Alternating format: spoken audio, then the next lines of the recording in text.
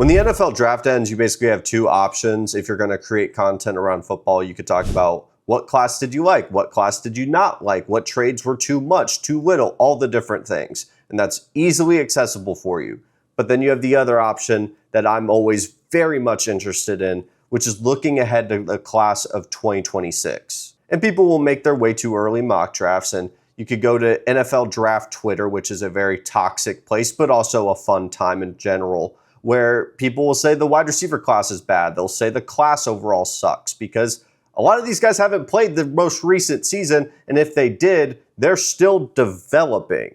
So what you're looking for are the tools and traits that could be built upon in another season of football. We could see things drastically change. I know everyone brings up the Joe Burrow jump in 2019, and I do think that's an anomaly, but it's a good case study of players can take a jump in just a year time. They can develop throughout an offseason.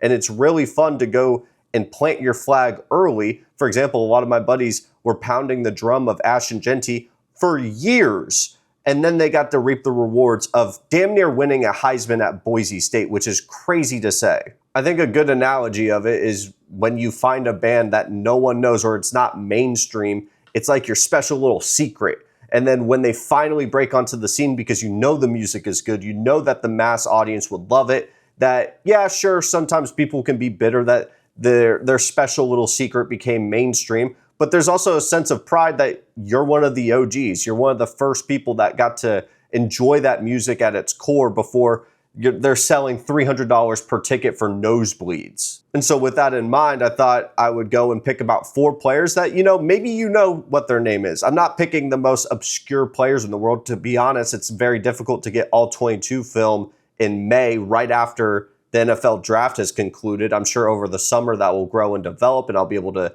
have a lot more nuance with some of the deeper gems of the 2026 class. But these are just 4 players that I'm just kind of keeping an eye on that I think could be very interesting for the 2025 season. But first, I need to get the shameless plug out of the way.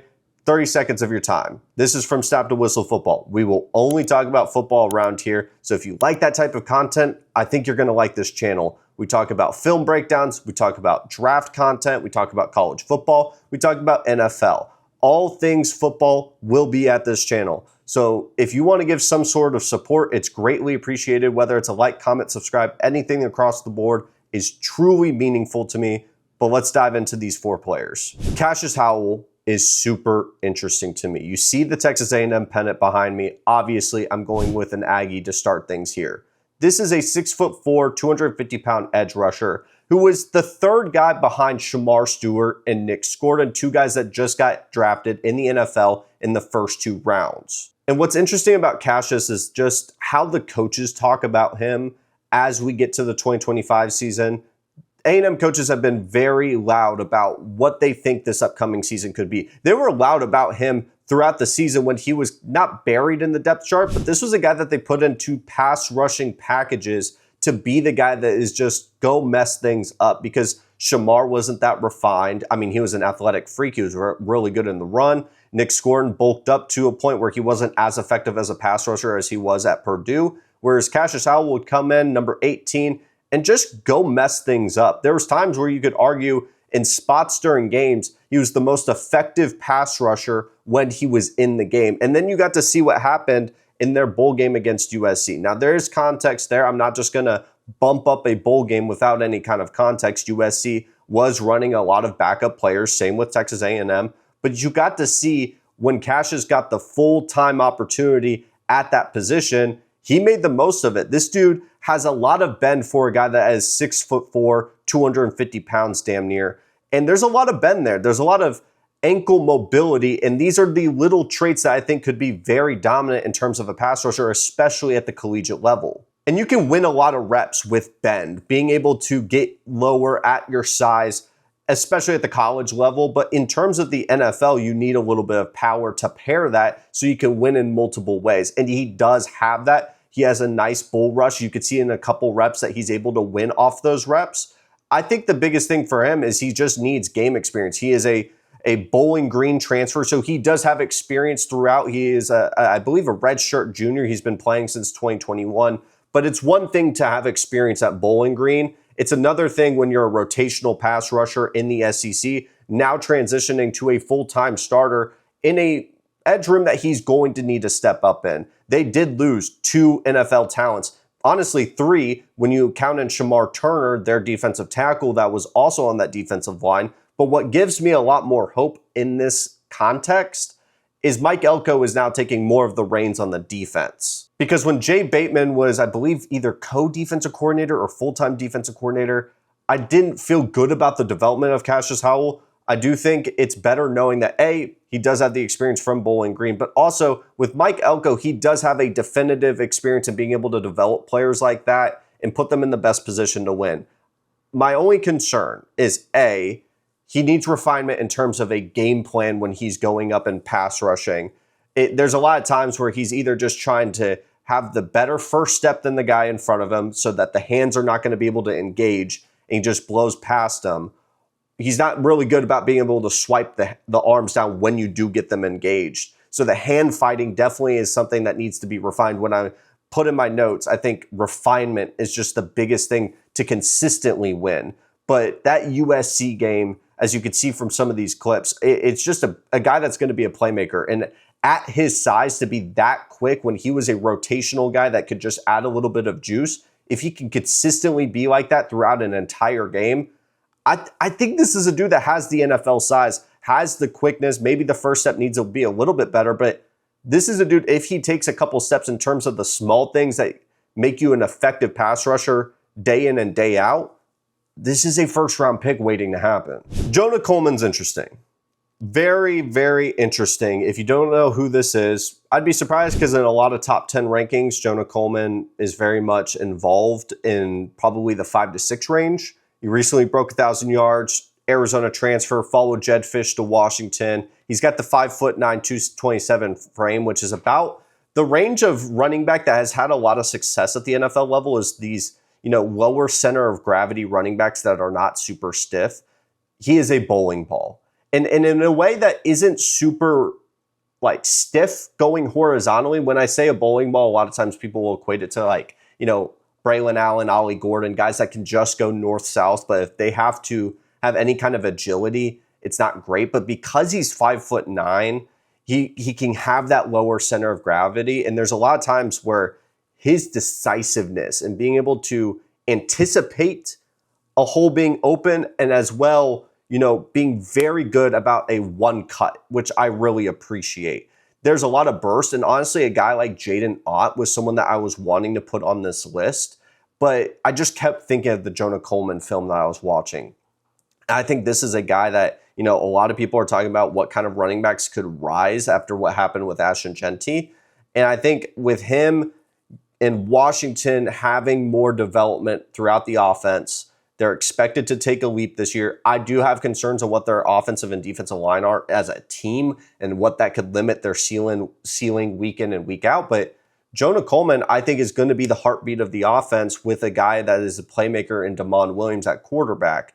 But in terms of just what we could expect in terms of the NFL, I think Jonah's game really translates. He's not a guy that's going to break the game in terms of the receiving area. He's not going to run super crisp routes, but I don't think that's his game. I think it's, if he does get hit early, he's going to fall forward for 2-3 yards.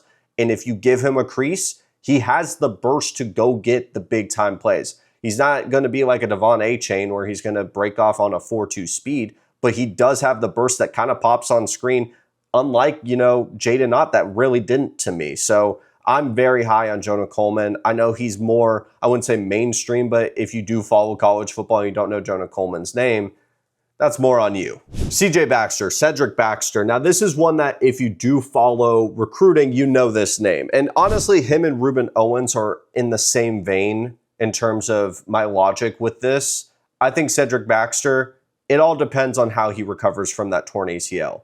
And you have Wisner there, so there's not a lot of pressure that he has to come in and be the lead back. But the talent, man, what I saw his true freshman season, there's a reason why people were comparing him to Bijan Robinson. The decisiveness, the vision, the raw talent, you could just see it on film popping off anytime he was getting the football, especially late during his true freshman season. There's a reason why there was a lot of hype this past offseason And it's unfortunate that he did get that torn ACL before he even got a snap of football. But on the bright side, he's getting a full offseason of recovery. And as long as that leg and that burst is still there, this is a very special running back. I'm saying, like, I'm not going to go as far to say that he could be a Bijan Robinson, but a lot of people within that building do compare him as such. And I think when you pair that with the fact that this team at its core is always going to be better when they do have a rushing attack. Texas was winning football games when they were dominating the rushing game. Texas is going to want to run the football, especially when they're going to have the mobility of Arch Manning at the quarterback position. And this is going to be one of those guys that, like I said, there's a lot of players in that running back room that are going to get touches, and he's still going to have so much tread on his tires. So many people, when we are evaluating running backs, they don't want a guy that's had like 500 carries throughout college. They want guys that still have a ton of tread on their tires. I think a great example of that is the evaluation of James Cook, which I was objectively wrong on. I didn't think James Cook was going to be very good, and he's about to get a huge contract from the Buffalo Bills. That Cedric Baxter unfortunately had a huge opportunity his sophomore season to be the heartbeat of their rushing attack. Wisner definitely stepped up after multiple injuries happened. But now, at least the silver lining is that is 1 year where he does not have a ton of tread. Now, I hope he stays healthy because, truthfully, I think Texas is going to be very, very, very good. That's not a hot take to virtually anybody. And I think Cedric Baxter is going to be one of those guys that, as time progresses throughout the season, this is not a slight at Wisner, he's just going to continually make plays to a point where you just can't keep him on the sidelines. You can't keep him off the field because he has the home run ability. I think he also has the power that you're going to want him in goal line situations in those short areas that he's just going to continuously be on the football field. And that's why I think when you get all that tape on there, teams are going to end up falling in love with him. And this is a guy that has first-round talent. This last player, I feel the least confident could rise, but because no one is planting their seeds, no one's planting their flag that this player could be a riser. Everyone's talking about Nico, the 6'6" guy with all the tools in the world. Everyone's talking about Drew Aller and the tools. It's tools, tools, tools. Everyone could excel into QB1. And Arkansas fans continue to beat the drum of Talon Green. Damn it, I'm going to at least buy a little bit of stock. It's just going to be one of those where if it completely falls off and he becomes a UFL player, I didn't put that much money into it. But I'd be remiss if I didn't make a mention of the 6'6" quarterback with 4.5 speed and an incredible arm going into year 2 with Bobby Petrino. He is 23 years of age, but honestly, as I've grown and started to evaluate quarterbacks, the age thing begins to matter less and less. It's more about injury history and what your experience is and when you broke out and what's the context around it. Talon's so interesting. He's just a playmaker. He's just a guy that is an alien on a football field, and he wasn't surrounded by a ton of talent. And that's what concerns me the most, right? It's not really, can Talon be a good quarterback? It's more, is the situation at Arkansas going to support Talon to put him in the best position? But we're talking about the NFL draft. And if he shows enough development, but, wide receiver drops the ball here, or maybe the play calling was bad. All these different little factors that bake into a prospect. Maybe the decision was right, but the team around him didn't allow for that to be a completion, because not all incompletions are made the same. Not all completions are made the same. This is a guy that the talent is freakish. Everyone talks about Nico, and honestly, for probably non-football related reasons. Everyone talks about Drew Aller. Hell, even Lenore Sellers, for good reason. But then Talon Green is just one of those guys that we're going to end up seeing on SportsCenter having an incredible play, but no one's going to really think of him as an NFL talent. And he just has everything that a GM could fall in love with. And I think he's going to put up some pretty big numbers against probably lower level competition, just because once they get into SEC play, it's Arkansas. They had a really rough offseason, in my opinion. I think they're teetering on firing their coach this upcoming year. But you know what could keep that coach's job alive is a Talon Green breakout going into his last year. There's going to be at least continuity in the coaching staff. I don't know. I don't see enough hype on him. So if this ends up, this is the definition of boom or bust. So I think Talon Green could end up being a riser as high as like first round. That's how big the talent is. But with that being said, Thank you so much for taking the time to watch. I'm at 1% of the camera, so I'm gonna do this outro pretty damn quick. If you like these types of videos, let me know down in the comments. Expect a lot more film breakdowns of the class of 2026.